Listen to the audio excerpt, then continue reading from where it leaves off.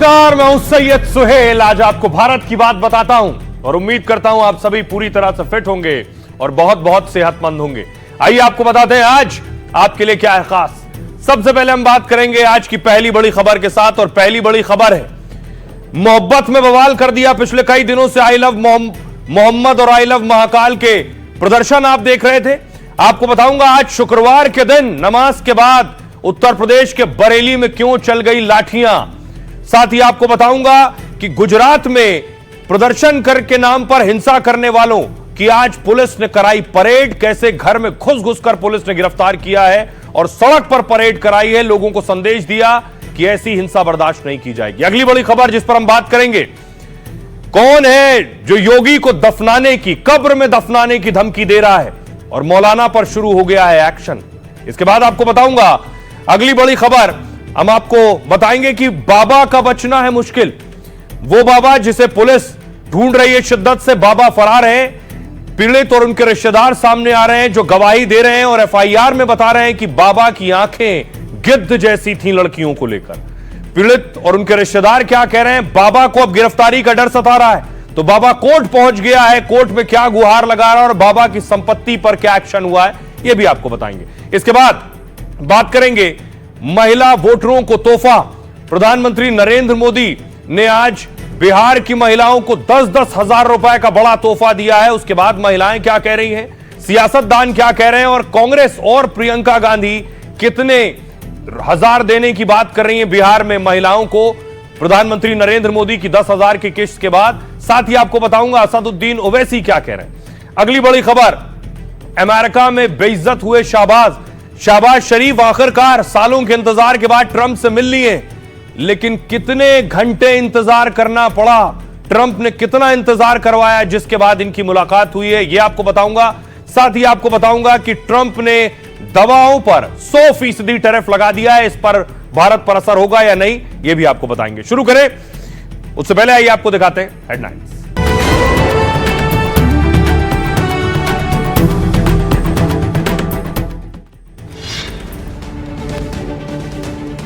I love Mohammad को लेकर उत्तर प्रदेश के बरेली में भारी बवाल। जुमे की नमाज के बाद लोगों का प्रदर्शन, पुलिस ने लाठीचार्ज किया। महाराष्ट्र के बीड में आई लव मोहम्मद कैंपेन के मंच से योगी आदित्यनाथ को खुलेआम धमकी, मौलाना ने कहा दफना देंगे। लेह में हिंसा भड़काने के आरोप में सोनम वांगचुक गिरफ्तार हो गए, पुलिस ने एनएसए के तहत किया गिरफ्तार। प्रधानमंत्री मोदी ने बिहार में मुख्यमंत्री महिला रोजगार योजना की शुरुआत की है। 75 लाख महिलाओं के खाते में 10-10 हजार की राशि ट्रांसफर। बिहार में चुनाव से पहले एक्शन में सियासी दल है। तेज प्रताप यादव ने नई पार्टी जनशक्ति जनता दल का किया ऐलान। प्रियंका गांधी ने भी शक्ति अधिकार महिला संवाद को संबोधित किया। अमेरिकी राष्ट्रपति ट्रंप ने फिर फोड़ा टैरिफ बम, अब ब्रांडेड दवाओं पर लगेगा 100% टैरिफ, 1 अक्टूबर से लागू होगा नियम। संयुक्त राष्ट्र में इजरायली प्रधानमंत्री नेतन्याहू का संबोधन, हमास और हूती के खात्मे का जिक्र किया। कई देशों के प्रतिनिधि विरोध में बाहर निकले। न्यूयॉर्क में G20 विदेश मंत्रियों की बैठक में जयशंकर की पाकिस्तान को दो टूक, का विकास के लिए खतरा है आतंकवाद, नहीं दी जानी चाहिए रियायत। फरार स्वामी चैतन्यानंद को दिल्ली की पटियाला हाउस कोर्ट से बड़ा झटका लगा। यौन उत्पीड़न के आरोपों में अग्रिम जमानत की याचिका खारिज। 62 साल की सेवा के बाद भारतीय वायुसेना से रिटायर हुआ मिग 21 फाइटर विमान चंडीगढ़ में जेट ने भरी आखिरी उड़ान। रक्षा मंत्री राजनाथ सिंह और एयर चीफ भी रहे मौजूद। दिल्ली हाईकोर्ट ने आईआरएस अधिकारी समीर वानखेड़े की मानहानि याचिका पर उठाए सवाल, का दिल्ली में सुनने लायक नहीं है मामला। शाहरुख और आर्यन खान पर लगाया था छवि खराब करने का आरोप। एशिया कप में इंडिया पाकिस्तान के फाइनल मैच से पहले आईसीसी का एक्शन, पाक खिलाड़ी हारिस रऊफ और सूर्य कुमार यादव पर मैच फीस का 30% जुर्माना लगा। गन सेलिब्रेशन पर फरहान को दी चेतावनी।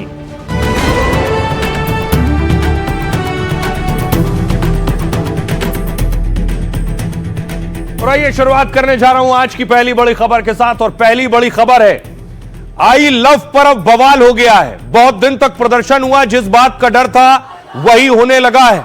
आई लव मोहम्मद बनाम आई लव महादेव।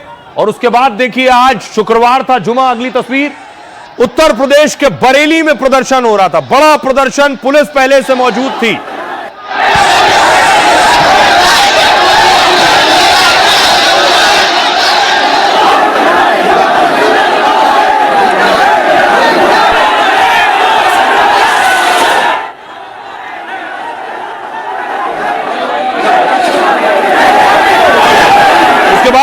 भीड़ को पुलिस ने रोकने की कोशिश की है कि भीड़ उग्र ना हो। पुलिस ने लाठियों से कोशिश की कि भीड़ रुके, लेकिन भीड़ लगातार नारेबाजी कर रही थी।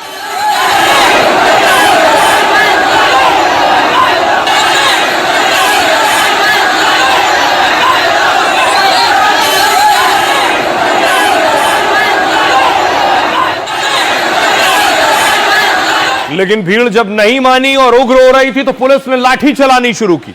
पुलिस ने लाठी चार्ज किया है। उसके बाद देखिए जरा, लोग फौरन भागे।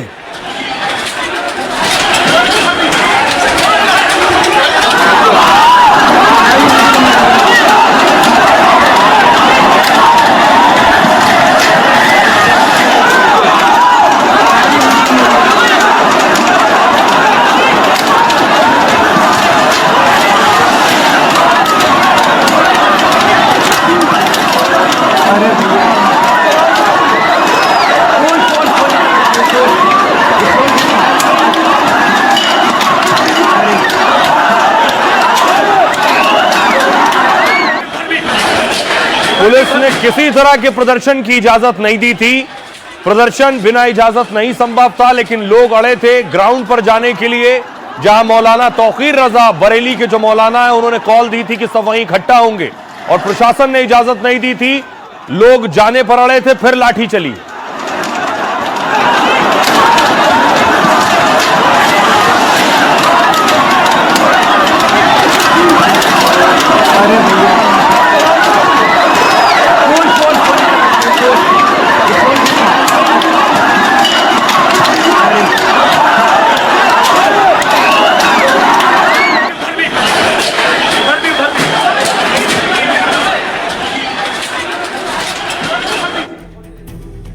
आइए अब आपको बताऊं, कुछ और तस्वीरें मैं आपको दिखाऊंगा।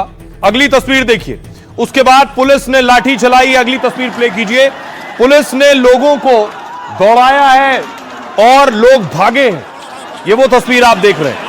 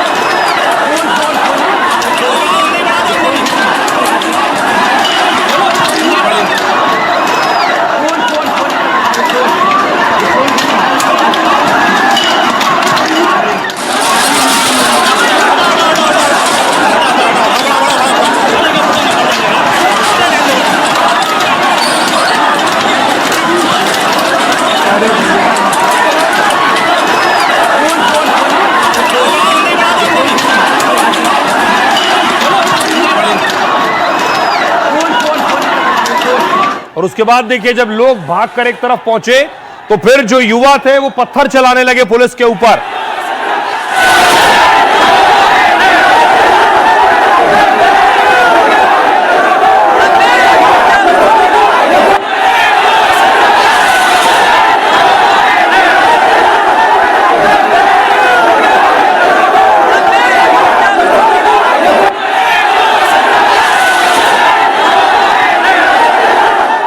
और इस प्रदर्शन के दरमियान देखिए, मोहब्बत के नाम पर प्रदर्शन है, लव के नाम पर प्रदर्शन है, लेकिन वहां योगी आदित्यनाथ को कब्र में दफनाने की बात कर रहे थे मौलाना।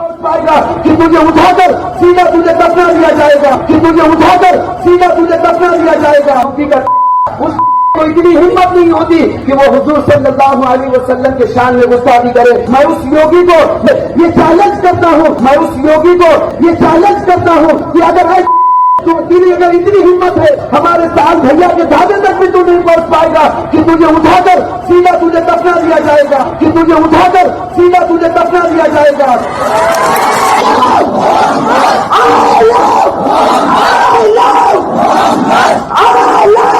यूपी से जब खबर आती है इसी तरह की खबरें आती हैं। कार्रवाई ऐसी करेंगे कि आने वाली पीढ़ियां भी उनकी याद रखेंगी। आपको तकलीफ क्यों हो रही है? इसका मतलब आप लव के खिलाफ हैं।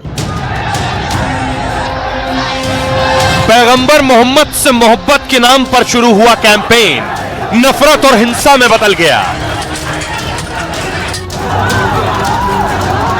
गोधरा में गदर के बाद बरेली में बवंडर हो गया। पत्थर के बाद लाठियां चली। प्यार के पैगाम के लिए चले आई लव मोहम्मद अभियान को बवाल करने वालों ने मारकाट का मैदान बना दिया। बात योगी आदित्यनाथ को मारने और दफनाने तक पहुंच गई। मैं उस योगी को ये चैलेंज करता हूँ, तुझे उठाकर सीधा तुझे दफना दिया जाएगा, तुझे दफना दिया जाएगा। आई लव मोहम्मद बनाम आई लव महादेव का विवाद क्यों योगी की जान का दुश्मन बन गया? आई लव मोहम्मद का पोस्टर लिए कोई भीड़ नहीं आएगी, अब पूरा सैलाब आएगा और इसके लिए उत्तर प्रदेश की पुलिस चाहे तो अपनी बंदूकों के साथ तैयार रह सकती है। अब देखिए जरा बरेली की स्थिति क्या है। बरेली में पुलिस लगानी पड़ी। पुलिस ने फ्लैग मार्च किया है। हालात सामान्य हो, हालात काबू में हो, कानून व्यवस्था की चुनौती ना हो।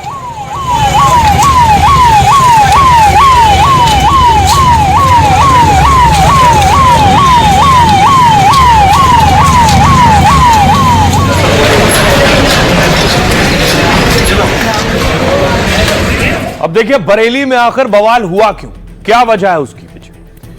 जुमे की नमाज के बाद बरेली में प्रदर्शन होना था। तय वक्त पर जुमे की नमाज खत्म हुई, उसके बाद भीड़ जुटने लगी। मुसलमान आई लव मोहम्मद के पोस्टर लेकर नारे लगा रहे थे। पुलिस ने भीड़ को समझाने की कोशिश की, लेकिन लोग माने नहीं। बड़ी संख्या में सड़क पर उतरे। मुसलमान जबरन ग्राउंड पर जाने पर अड़े थे। पुलिस के मुताबिक भीड़ को रोका तो उन्होंने तोड़फोड़ शुरू की। बरेली पुलिस का कहना है कि भीड़ ने धार्मिक नारे लगाकर पथराव किया है। छतों से भी पत्थर फेंके, इसलिए पुलिस को लाठीचार्ज करना पड़ा। पुलिस लाठीचार्ज और भगदड़ में कई लोग घायल हुए, जिन्हें अस्पताल में भर्ती कराया गया है। लेकिन बरेली में एक नहीं बल्कि 3 जगहों पर इस तरह का बवाल हुआ है। इस्लामिया ग्राउंड के साथ बारादरी और प्रेमनगर इलाके में भी हंगामा हुआ है। बरेली के आजम नगर में भी भीड़ इकट्ठा होने लगी तो पुलिस ने खदेड़ा है। तो यह स्थिति थी बरेली की। अब आइए आपको सुनवाता हूं, सुनिए पुलिस क्या कह रही है और प्रदर्शनकारी क्या कह रहे हैं। कुछ जगह कुछ खुराफाती तत्व सामने आए जो नारेबाजी करके सड़क पर आ रहे थे और आपने देखा कि वो लगातार पुलिस के ऊपर और जो कर्मचारी थे इनके ऊपर इन्होंने पथराव करना शुरू कर दिया, जिसकी बहुत सारी वीडियो फुटेज भी आप लोगों के पास आई हुई है। उसके क्रम में फिर हल्का बल प्रयोग करके उनमें से कईयों की गिरफ्तारी की गई है। मुकदमा पंजीकृत किया जा रहा है और इसके सत्य के पीछे कौन कौन से लोग हैं ये पूरे मामले की जाँच की जा रही है और सभी के खिलाफ गंभीर कार्रवाई की जाएगी। मोहम्मद, हम अपने मोहम्मद से प्यार करते हैं, उस बात का इजहार कर रहे हैं। वो चीज पे रोक नहीं हो सकती। हमारे दिलों में हर बच्चा है नबी की शान में कुर्बान। ये हमारे नबी की शान में कोई गुस्ताखी करेगा उसके ऊपर वो हमें बर्दाश्त है। हमसे कहना है जो कह सकते हो, लेकिन नबी की शान में नहीं। ये हमारे नबी की शान में जो गुस्ताखियां की जाती हैं, हमारी हुकूमत से मांग है इस पे इश्तिंदा कानून बनना चाहिए। चाहे हमारे नबी की शान में गुस्ताखी हो या किसी दिगर मजहबों के मानने वालों के गुरुओं की शान में गुस्ताखी हो रही है, उस पर कानून बनना चाहिए। ये रोज का ड्रामा बन गया है। ये कभी कुरान पे उंगली उठाई जाती है, कभी कुरान की बेहुरमती की जाती है। मोहब्बत कह दिया तो क्या हराजी, तो मोहब्बत का पैगाम है। अगर मोहब्बत के पैगाम को भी अगर हमारी सरकारें ये काम करेंगी तो फिर दुश्मनी के आलम में क्या करेंगी? अभी तो मोहब्बत के मामले में इतनी दुश्मनी सरकार कर रही है उत्तर प्रदेश की और सेंटर की। तो हमारी गुजारिश है सरकार से, उत्तर प्रदेश से और सेंटर से, कि मोहब्बत का और अखलाक का सबूत पेश करे। यहाँ जुम्मे की नमाज के बाद जो है लोग यहाँ पर निकले थे और प्रदर्शन कर रहे थे आलवी मोहम्मद के ताल्लुक से। उसके बाद जो है पुलिस ने लाठीचार्ज कर दी। लोग बहुत सारे जख्मी भी हुए हैं और लोग भागे तो सीधे गिरे भी थे। काफी लोग जख्मी हुए हैं, मैं खुद हुआ हूँ जख्मी। पुलिस ने लाठीचार्ज करी यहाँ पर। पोस्टर लिए कोई भीड़ नहीं आएगी, अब पूरा सैलाब आएगा और इसके लिए उत्तर प्रदेश की पुलिस चाहे तो अपनी बंदूकों के साथ तैयार रह सकती है। हम लोग खुशी खुशी अपने ऊपर गोलियां खा लेंगे, लेकिन ये जुल्म ज्यादती बर्दाश्त बिल्कुल भी नहीं की जाएगी कि आई लव मोहम्मद कहने, लिखने या बोलने पर पाबंदी लगाई जाए। मुसलमानों पर लाठियां चार्ज की गई, जिसकी जितनी निंदा की जाए, जितनी मजम्मत की जाए वो कम है। मैं ये डिमांड करता हूं कि जिन पुलिस वालों ने ये लाठीचार्ज की है उन पर कार्रवाई की जाए, उनको सस्पेंड किया जाए।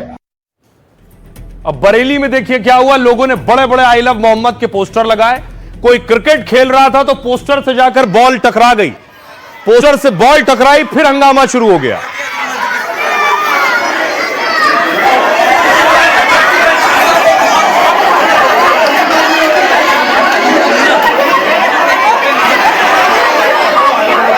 ये तस्वीरें आप देख रहे हैं, बच्चे क्रिकेट खेल रहे थे और उस दौरान ऊपर आई लव मोहम्मद का पोस्टर लगा था, वहां गेंद टकरा गई, तब हंगामा शुरू हो गया। और प्रशासन को पता था ये हालात बन सकते हैं, इसलिए पहले से तैयारी की गई थी। अलग अलग जिलों में, अलग अलग शहरों में देखिए पहले से पुलिस तैनात की गई थी।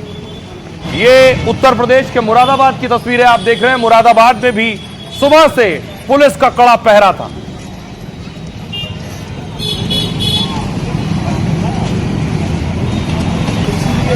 और यही हालात दूसरे शहरों में भी थे। बनारस की तस्वीर मैं आपको दिखाऊं, ये यूपी के बनारस की तस्वीर आप देख रहे हैं। बनारस में भी चप्पे चप्पे पर पुलिस तैनात थी। ज्ञानव्यापी मस्जिद के बाहर खास और कड़ा पहरा था।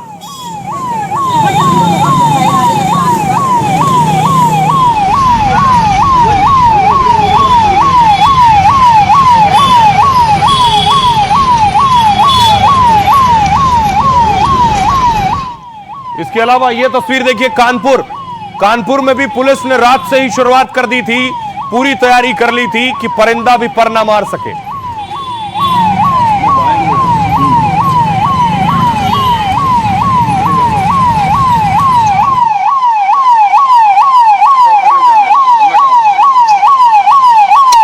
जैसे आप पहले कुछ शहरों में देख चुके हैं कि इस प्रदर्शन के नाम पर हिंसा हुई, यूपी में तैयारी यह थी कि ऐसा कोई हरकत ना होने पाए। इसलिए मौलाना तौकीर रजा ने जो धमकी दी थी कि सभी जाकर एक जगह इकट्ठा होंगे, बिना इजाजत ये वो करने जा रहे थे, इसलिए पुलिस ने एक्शन लिया।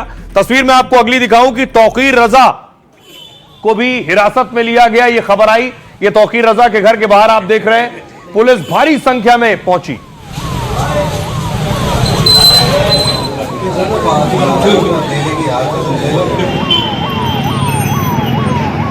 और उसके बाद बहुत से लोगों को पुलिस ने हिरासत में लिया है। कुछ और तस्वीरें आई बरेली से, जहां लोगों को पुलिस ने उठाया है जो लोगों को भड़का रहे थे और उकसा रहे थे।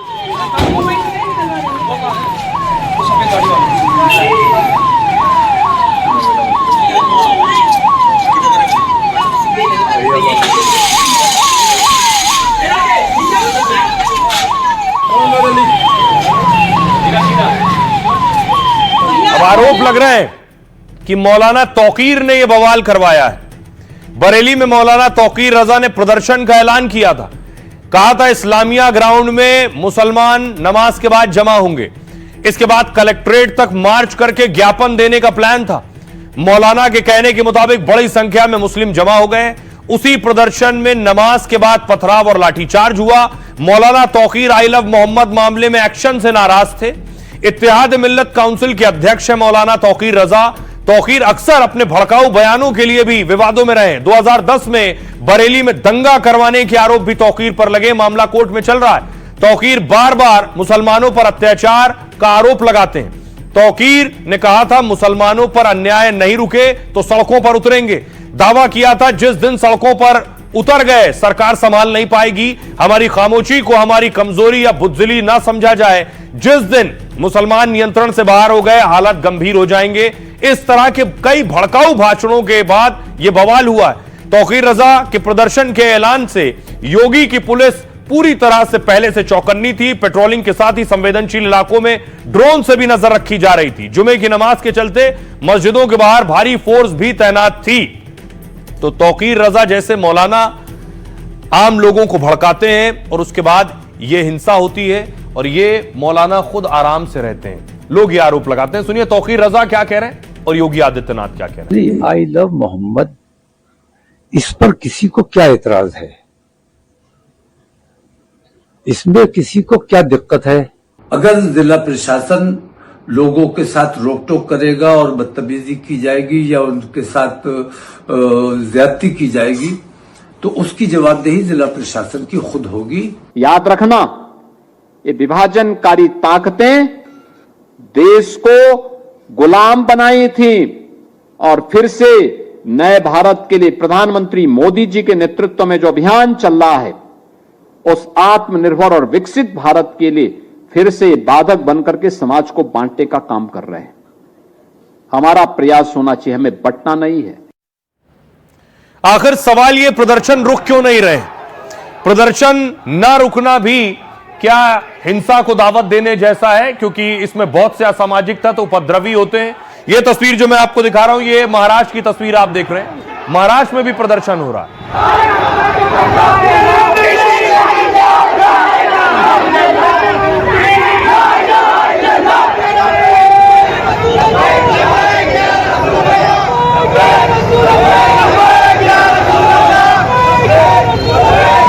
सिर्फ महाराष्ट्र बल्कि इसी तरह का प्रदर्शन गुजरात में भी देखने को मिला है। गुजरात में इनसे पहले हिंसा भी हुई थी। ये तस्वीरें मैं आपको दिखा रहा हूं अहमदाबाद की।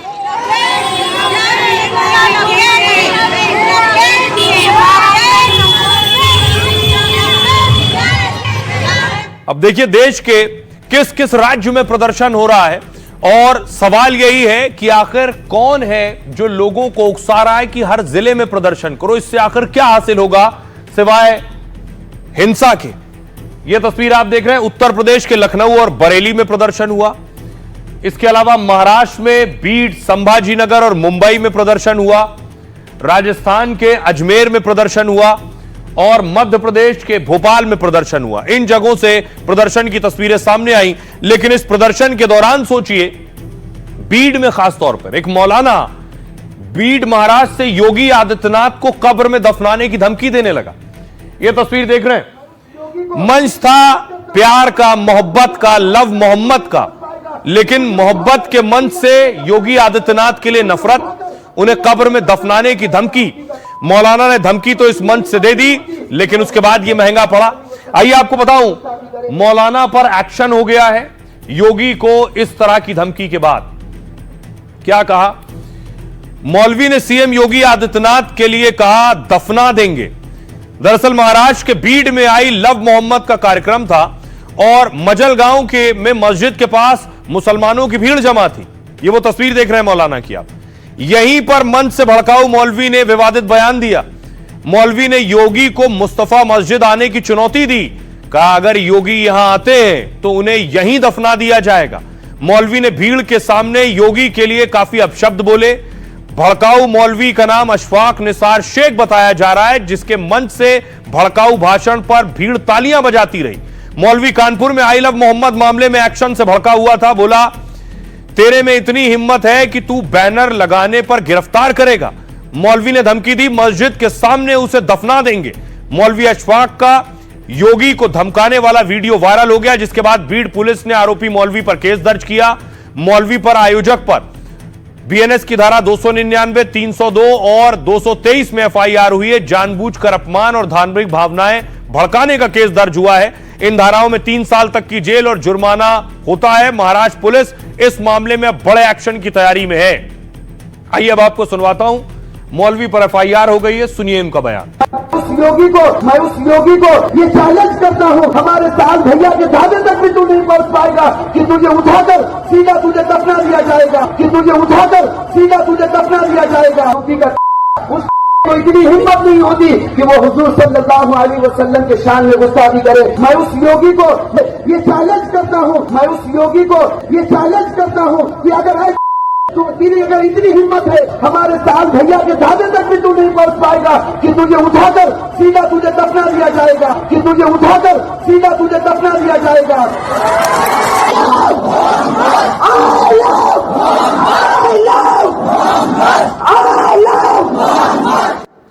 और सोचिए ताज्जुब इस बात का, जिस कानपुर में आई लव मोहम्मद के बाद एफआईआर हुई उसमें गिरफ्तारी एक की भी नहीं हुई है, लेकिन उसके नाम पर देश भर में प्रदर्शन हुए, उसमें कितनी गिरफ्तारियां हुई है। तो फिर देखिए, ये कल मैंने आपको दिखाया था गांधीनगर में आई लव मोहम्मद के नाम पर हिंसा हुई, पथराव हुए, आगजनी हुई और उसके बाद एक्शन लिया गया।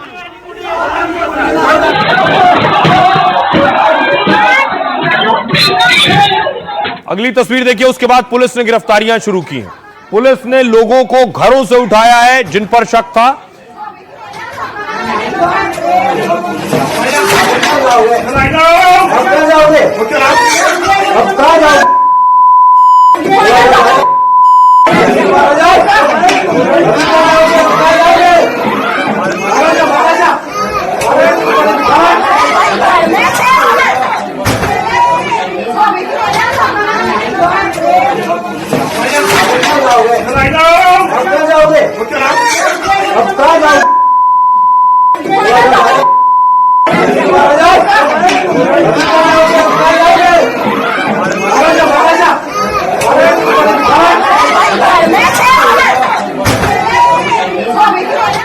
और सोचिए कानपुर में एक भी गिरफ्तारी नहीं हुई जहां से यह हंगामा शुरू हुआ, लेकिन गुजरात में देखिए हिंसा के बाद लोगों को परेड कराई गई।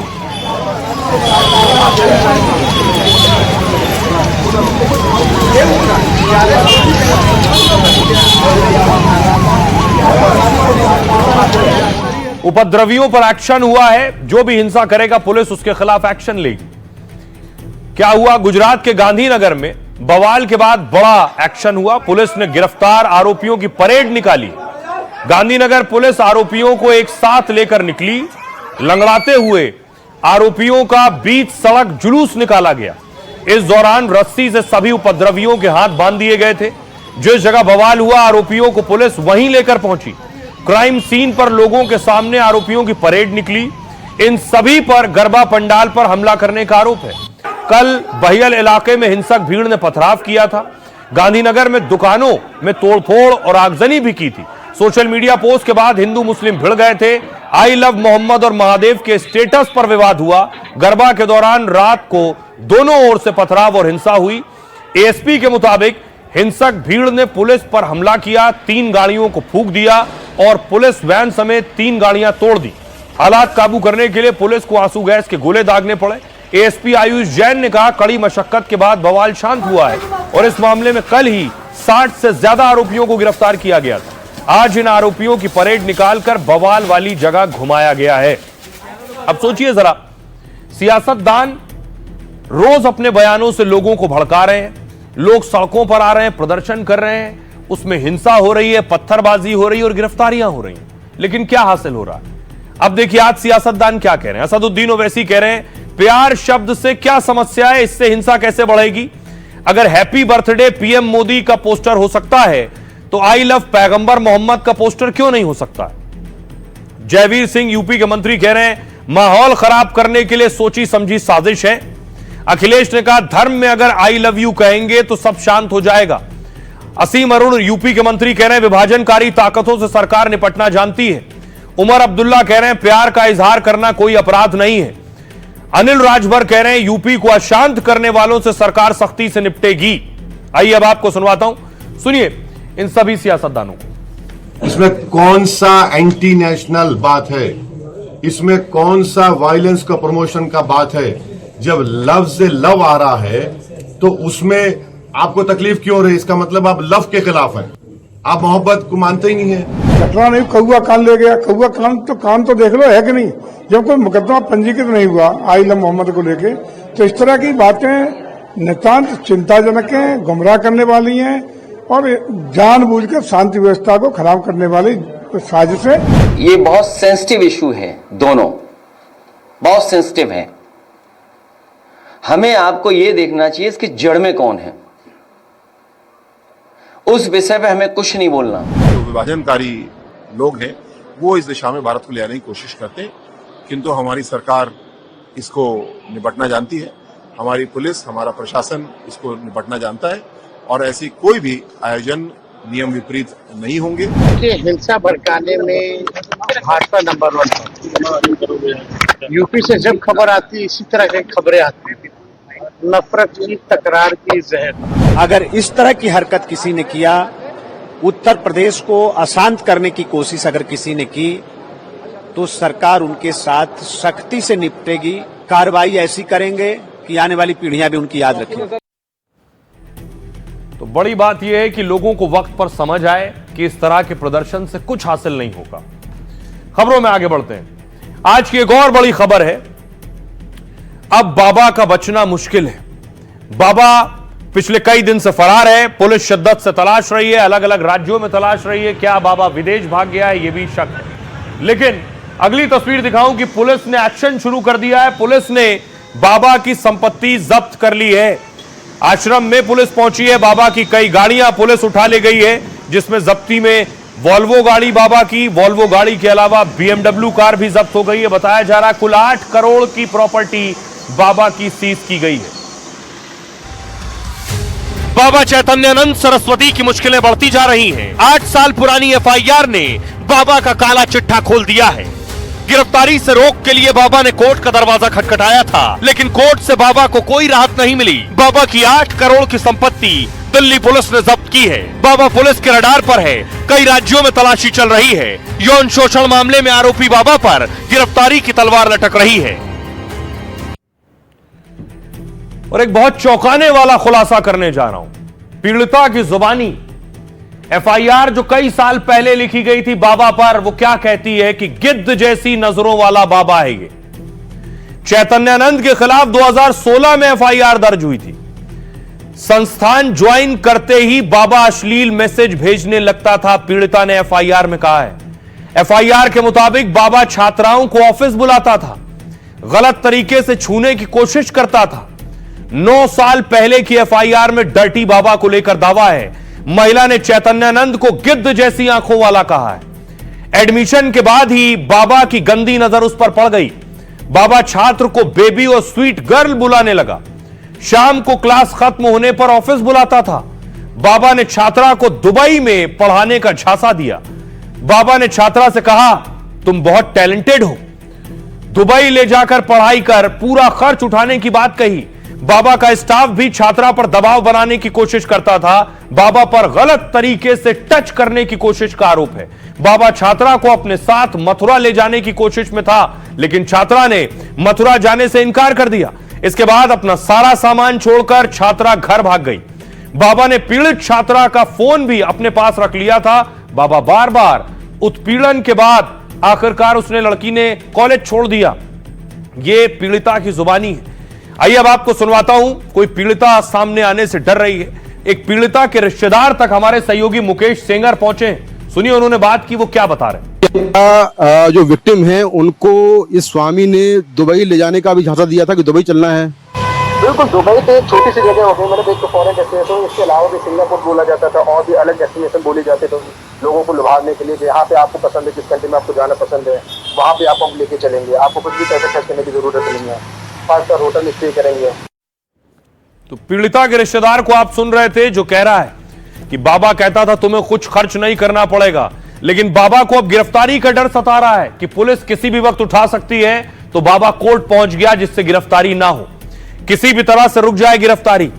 यौन शोषण में घिरे बाबा चैतन्यानंद मामले में सुनवाई हुई। अग्रिम जमानत याचिका पर पटियाला हाउस कोर्ट में सुनवाई हुई। चैतन्यानंद सरस्वती के वकील ने पूरे मामले को साजिश बताया है।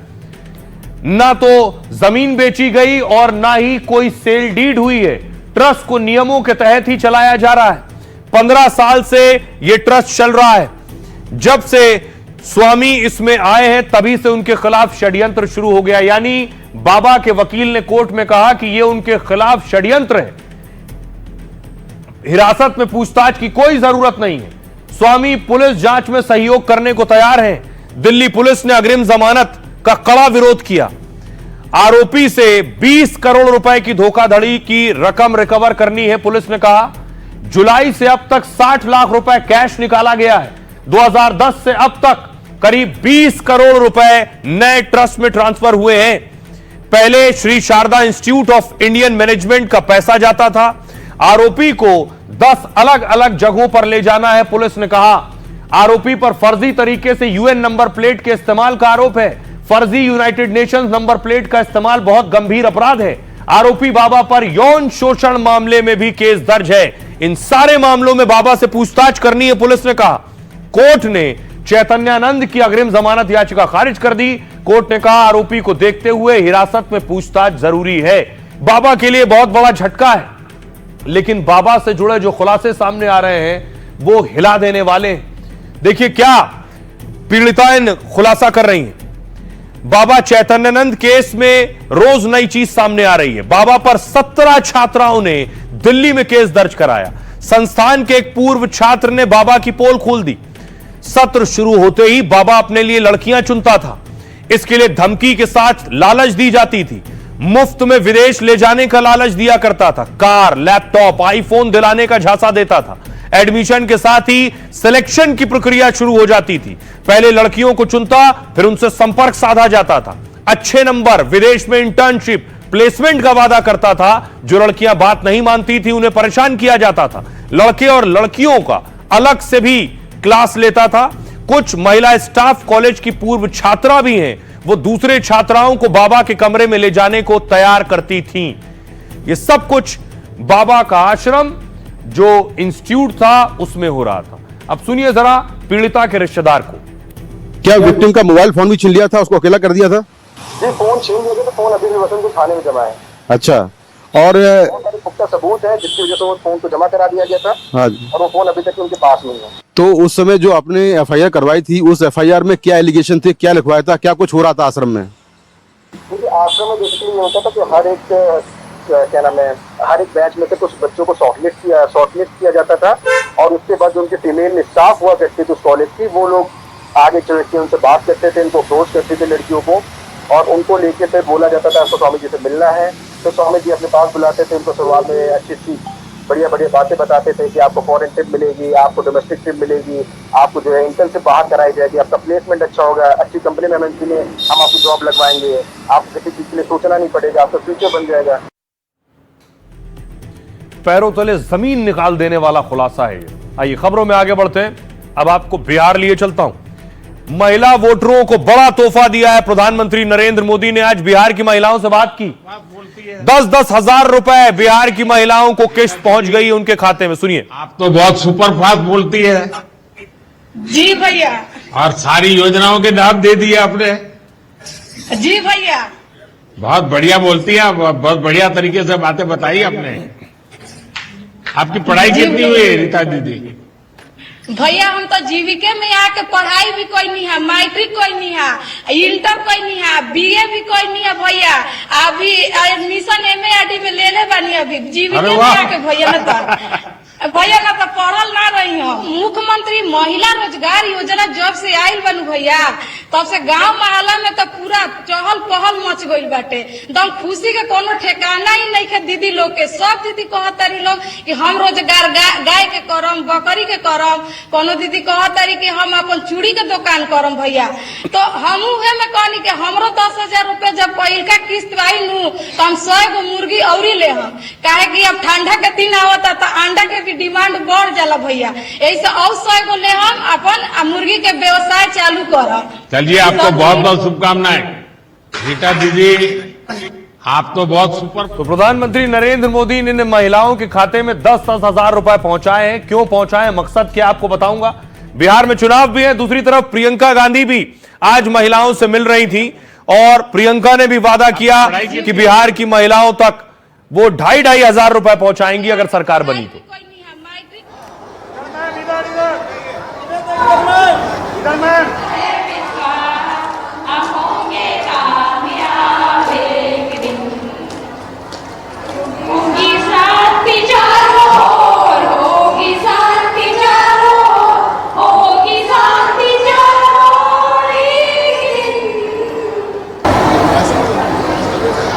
तो इस बार बिहार चुनाव में महिलाएं बड़ा रोल प्ले करने वाली हैं। क्या वैसे ही जैसे मध्य प्रदेश में हुआ।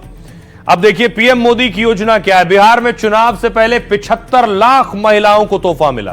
प्रधानमंत्री मोदी ने मुख्यमंत्री महिला रोजगार योजना की शुरुआत की है। 75 लाख महिलाओं के खाते में 10-10 हजार रुपए ट्रांसफर हो गए। योजना की पहली किस्त महिलाओं के खाते में भेजी गई है। कुल 7,500 करोड़ रुपए की राशि महिलाओं के खाते में भेजी गई। यह योजना प्रत्येक परिवार की एक महिला को मिलेगी। कृषि, पशुपालन, हस्तशिल्प, सिलाई से जुड़े काम के लिए दी गई है। रोजगार अच्छा हुआ तो 2 लाख रुपए तक की मदद दी जाएगी। 3 अक्टूबर को फिर महिलाओं के खाते में पैसे भेजे जाएंगे। बिहार में महिला वोटर्स की संख्या करीब 3 करोड़ 39 लाख है। इस योजना से करीब 22% महिला वोटर्स का फायदा होगा।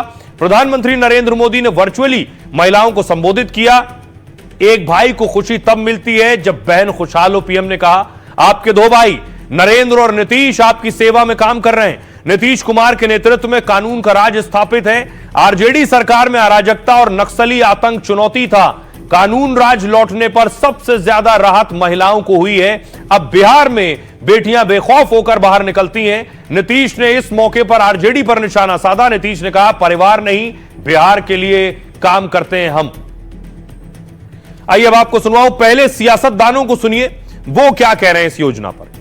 और परिवार की एक महिला को 10,000 रुपये देने के बाद इन 10,000 रुपयों का सही उपयोग करती हैं, कोई न कोई रोजगार पैदा करती हैं और अच्छा चलने पर 2 लाख रुपये तक की वित्तीय सहायता और दी जा सकती है। चुनाव के 10 दिन पहले 10,000 रुपए पकड़ा दिए। हमें खरीदने की कोशिश है। ये हमारा सम्मान नहीं है। आपका सम्मान तब होगा जब आपकी बेटियां पढ़ने जाएंगी और अपने आप को सुरक्षित समझेंगी। और मैं आपको सीधा सीधा बता देती हूं कि भाजपा की सरकार, नीतीश जी की सरकार आपको कभी इस तरह का सम्मान नहीं देंगे। अब पहले वाला जो सरकार था वो कोई है महिला का? कोई नहीं महिला किया है।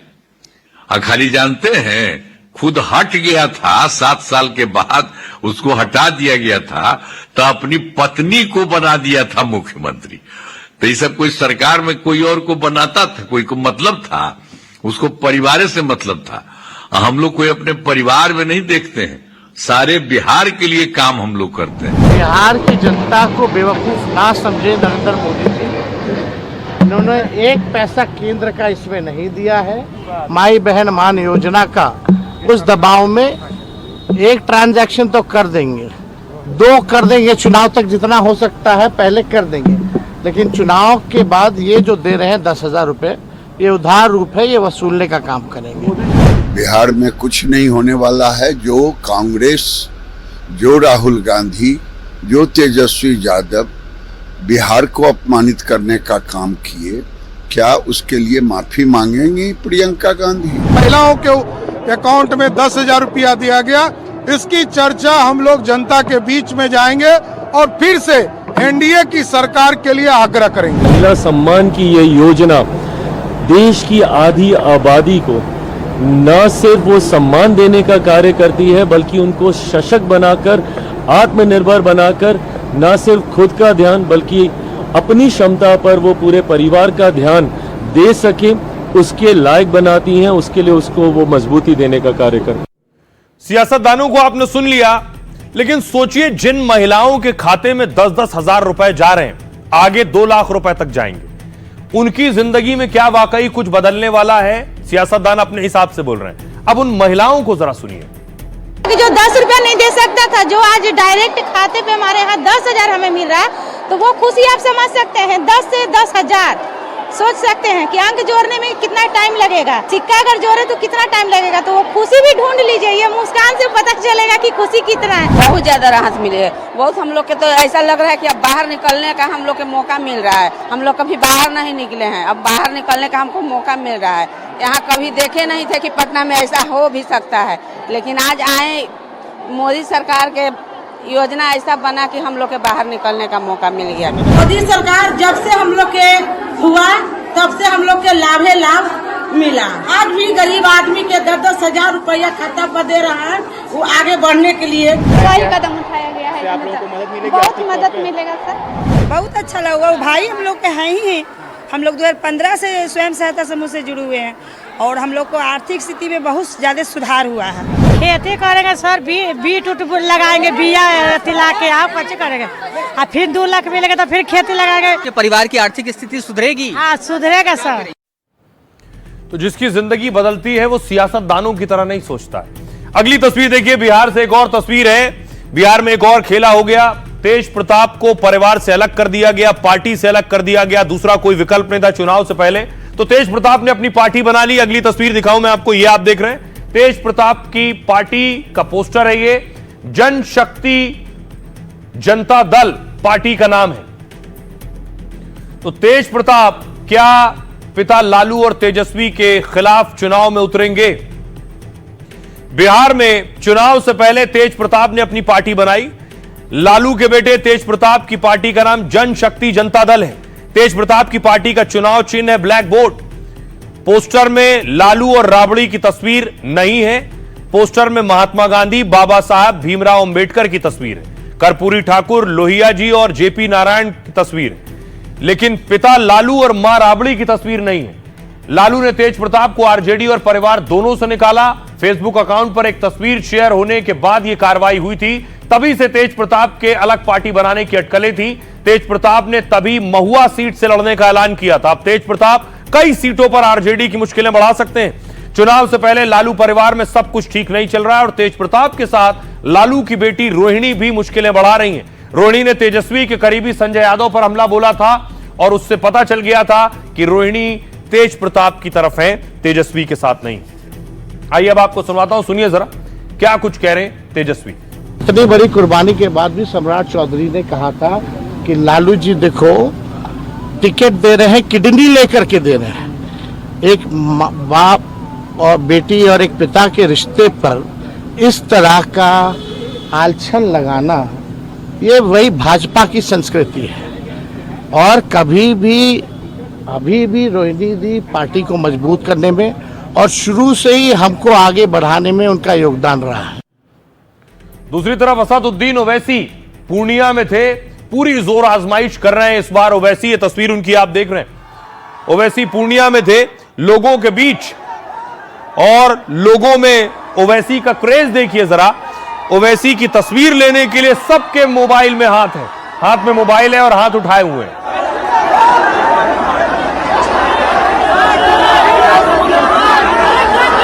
देखिए सभी ओवैसी की सेल्फी लेने के लिए हाथ बढ़ा रहे हैं आगे। मोबाइल कैमरे में ओवैसी को क्रेज, इतना क्रेज है कि कैमरे में कैद कर लेना चाहते हैं। खासतौर से मुस्लिम बहुल इलाकों में, मुस्लिम युवाओं में ओवैसी के लिए क्रेज दिख रहा है। और ये जो भीड़ है ये टेंशन भी बढ़ा रही है विरोधियों की।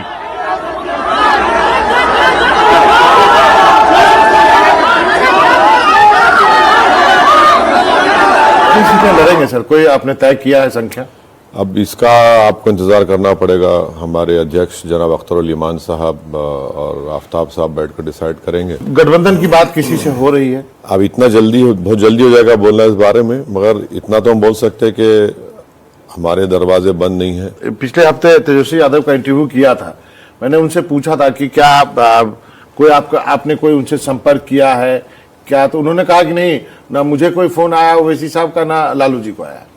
देखिए उमूमन ये होता है कि अगर आप एक पार्टी के सुप्रीमो को, और लालू जी ने तो खुद इस पार्टी को बनाई, अब उनको लेटर लिखने के बाद अगर उनका बेटा बोलता है कि मुझे नहीं मिला, तो हम बोले ठीक है उनको भी लिख दो। उसमें तो साफ क्लियरली लिख दिया अख्तर ईमान साहब ने कि आप 6 सीट दीजिए, हम तो 5 पिछले बार जीते थे। बिहार में आरएसएस, बीजेपी, नीतीश कुमार की सरकार को रोकने के लिए अगर हम कुछ कदम उठा रहे हैं, आप कमजोरी आपको दिख रहा है तो ठीक है, आप देख लीजिए। बिहार में क्या यदि ये गठबंधन नहीं होता तो क्या बीएसपी से करेंगे? पिछले बार भी, क्योंकि रामजी गौतम भी घूम रहे हैं, चंद्रशेखर भी नहीं घूम रहे हैं। बहुत कर सकते हैं, बहुत सी चीजें हैं, किससे करेंगे, क्या करेंगे, अख्तर ईमान साहब, आफ्ताब साहब बताएंगे। एक चीज है, क्या आपने कांग्रेस में किसी से बात की गठबंधन के लिए? नहीं, क्योंकि सीमांचल में तो कांग्रेस मजबूत है ना, 2 प्रॉपर उसका सांसद है, एक पप्पू यादव है जहां ये लेटर जो है अख्तर ईमान साहब ने लालू जी को लिखा, कांग्रेस के नेता को भी लिखा, और मेरे ख्याल से इनके दूसरे नेताओं को भी लिखा जो इनके साथ अलायंस में है, पर हमारी कोई बातचीत नहीं हुई कांग्रेस के किसी नेता से। और आइए खबरों में आगे बढ़ते हैं। एक और खबर है, पाकिस्तान से ही ताल्लुक रखती है। अमेरिका में बेइज्जत हो गए शाहबाज और मुनीर। हुआ क्या मैं आपको बताऊं। दरअसल ये तस्वीर है, शाहबाज शरीफ लंबे वक्त से इंतजार कर रहे थे ट्रंप से मुलाकात हो, तो मुलाकात हो गई, लेकिन शाहबाज अकेले नहीं गए। हर जगह सोचिए आर्मी चीफ को साथ लेकर जाते हैं, इसीलिए बहुत से लोग कहते हैं कि असली पाकिस्तान तो आर्मी चीफ मुनीर ही चला रहे हैं। शाहबाज शरीफ इसलिए हर जगह उन्हें अपने साथ लेकर पहुंचते हैं। अगली तस्वीर देखिए, उसके बाद दोनों मुल्कों के बीच बातचीत हुई। ट्रंप और शाहबाज शरीफ आमने सामने थे, लेकिन मुनीर भी सोफे में एक तरफ बैठे थे। लेकिन बड़ी बात ये, और जिस पर जग हंसाई हो रही है, वो ये कि शाहबाज शरीफ और मुनीर को लंबे वक्त तक दोनों का इंतजार करना पड़ा। देखिए कैसे ट्रंप का इंतजार करते रहे। ट्रंप बिजी थे। कल देर रात ट्रंप से शाहबाज और मुनीर की मुलाकात हुई। इस मुलाकात के लिए रात 2 बजे दोनों व्हाइट हाउस पहुंचे। शाहबाज मुनीर पहले से मीटिंग के लिए तय समय पर पहुंच गए, लेकिन व्हाइट हाउस में ट्रंप आधिकारिक कामों में व्यस्त थे। राष्ट्रपति डोनाल्ड ट्रंप इस दौरान पत्रकारों से बातचीत करते रहे, इसलिए मुनीर शाहबाज को 30 मिनट तक बाहर इंतजार करना पड़ा।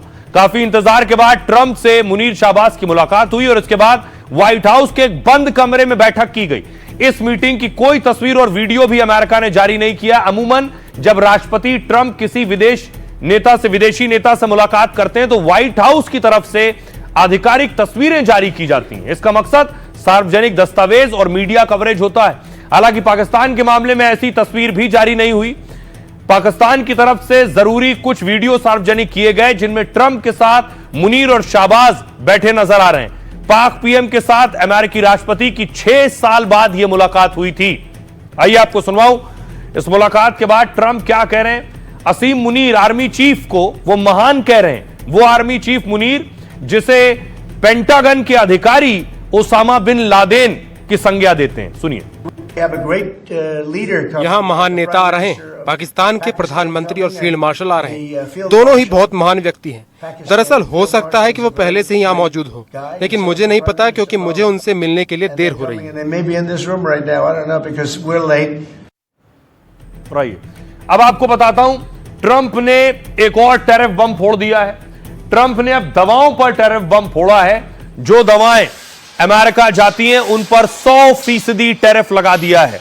इसके लिए ट्रंप ने बाकायदा ट्वीट किया, अगली तस्वीर दिखाऊं, एक्स पर पोस्ट किया जिसमें लिखा 100% टैरिफ फार्मा कंपनियों पर लगेगा, लेकिन इससे भारत को कोई नुकसान नहीं होगा। ऐसे और क्यों, आइए मैं आपको बताता हूं। कपड़े, ज्वेलरी जैसे सामानों के बाद अब ट्रंप ने दवाओं पर टैरिफ लगाया है। राष्ट्रपति ट्रंप ने ब्रांडेड दवाओं पर 100% टैरिफ का ऐलान किया है। ब्रांडेड दवाओं पर यह टैरिफ 1 अक्टूबर यानी 4 दिन बाद से लागू होगा। जो कंपनियां अमेरिका में प्लांट लगा रही हैं उन्हें ट्रंप ने अभी छूट दी है। माना जा रहा है कि ट्रंप का यह कदम मेक इन अमेरिका नीति का हिस्सा है। हालांकि भारत पर इस टैरिफ के ज्यादा असर की कोई संभावना नहीं है, क्योंकि भारत अमेरिका को जेनरिक और ब्रांडेड दवाओं की सप्लाई करता है और इस पूरी सप्लाई में ब्रांडेड दवाओं की हिस्सेदारी काफी कम होती है। पिछले साल भारत ने करीब 77,000 करोड़ की दवाइयां निर्यात की थी। यह कुल दवा निर्यात का 31% था, हालांकि इसमें ब्रांडेड दवाएं बहुत कम थी। अमेरिका में भारत की बनी जेनरिक दवाओं की डिमांड सबसे ज्यादा है। रिपोर्ट के मुताबिक अमेरिका में डॉक्टर हर 10 में से 4 दवा भारतीय लिखता है। माना जा रहा है ब्रांडेड दवाओं पर टैरिफ का भारत पर ज्यादा असर नहीं होगा, लेकिन ट्रंप ने जैसे टैरिफ लगाया है उससे जेनरिक दवाओं पर भी टैरिफ की आशंका है। आइए अब आपको सुनवाता हूं, सुनिए जरा क्या कुछ कह रहे हैं एसोचैम के महासचिव। हमारे 31% जो आप बात कर रहे हैं उसमें अबाउट 50% जेनेरिक्स हैं। तो आप देखिए मतलब जो बाकी 50% हैं, हाँ उन कंपनियों को फ़र्क होगा। बट मेरा ये भी मानना है कि वो कंपनियां पहले से ही अपने इन्वेस्टमेंट्स प्लान कर रही हैं यूएस में। तो शॉर्ट टर्म में हो सकता है थोड़ा इम्पैक्ट हो, बट उसका लॉन्ग टर्म इम्पैक्ट नहीं होगा। उसके लिए दूसरे मार्केट फाइंड करना, हम लोग ने इतने FTA साइन करे हैं। एफ्टा का भी 1 अक्टूबर से हो जाएगा। UAE ऑस्ट्रेलिया चल रहा है, न्यूजीलैंड की बात हो रही है, यूरोप की हो रही है। तो इससे ये आई वुड से ऑफसेट हो जाएगा मीडियम टर्म में। और अब आपको बताऊं, MiG-21 रिटायर हो गया है, ये उसकी तस्वीर है। दूसरी तस्वीर मैं आपको दिखाऊं, रिटायर होने से पहले MiG-21 ने आसमान में कलाबाजियां की हैं।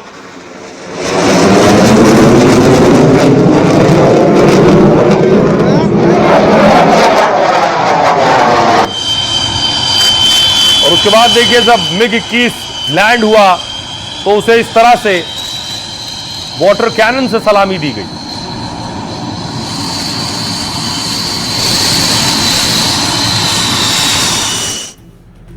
अब देखिए MiG-21 भारतीय वायुसेना से साल 1963 में जुड़ा था। उसके बाद वो जंग हुई, उसमें भी शामिल रहा। MiG-21 ने बहुत अहम भूमिका निभाई। कहा यह जाता है 1971 के युद्ध में भी MiG-21 था। इसी युद्ध के बाद पाकिस्तान और बांग्लादेश अलग हुए।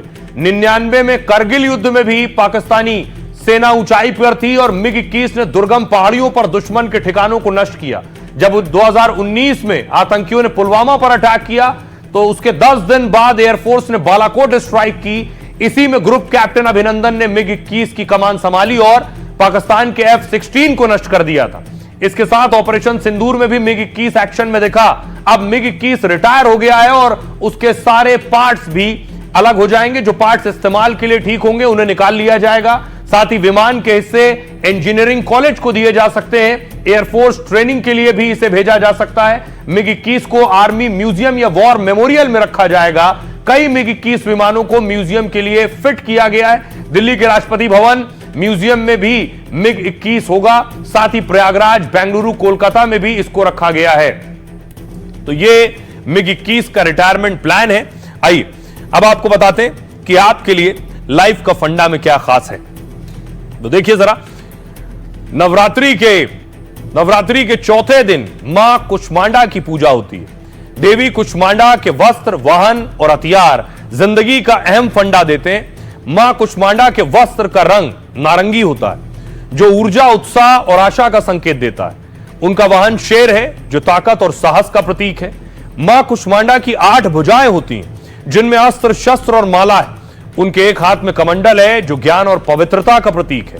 धनुष बाण लक्ष्य की ओर बढ़ने, अज्ञान को भेदने की शक्ति देखता है। चक्र दुनिया में समय के महत्व को बताता है। गदा बल और शक्ति का प्रतीक है। अमृत कलश निरोगी जीवन यानी अच्छे स्वास्थ्य का प्रतीक है। माला निरंतर ध्यान और साधना को दर्शाती है और कमल सौंदर्य और शांति का प्रतीक है। मां कुष्मांडा को ब्रह्मांड को उत्पन्न करने वाली देवी माना जाता है। दिव्य अस्त्रों के साथ उनकी तेजस्वी मुस्कान में बड़ा फंडा है। हमारे अंदर भी शक्तियों का भंडार छिपा है। कड़ी साधना से हम ताकत हासिल कर सकते हैं, लेकिन शक्ति के साथ संयम और समझ भी जरूरी है। तो जहां से जो अच्छा मिले उसे जिंदगी में हासिल करें और अपनाएं। अपना और अपनों का बहुत बहुत ख्याल रखिए। एक छोटे से ब्रेक के लिए रुक रहे हैं, लौट रहे हैं कुछ ही पलों।